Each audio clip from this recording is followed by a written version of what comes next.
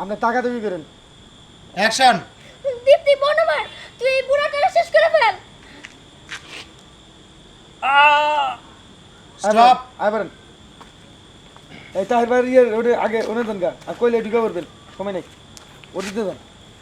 আর দিয়ে ভালো হয়ে যাবো গা, মাথায় মধ্যে হাত দিয়ে এই বিচ্ছি মেয়েটার জন্য আমি ভালো হয়েছি।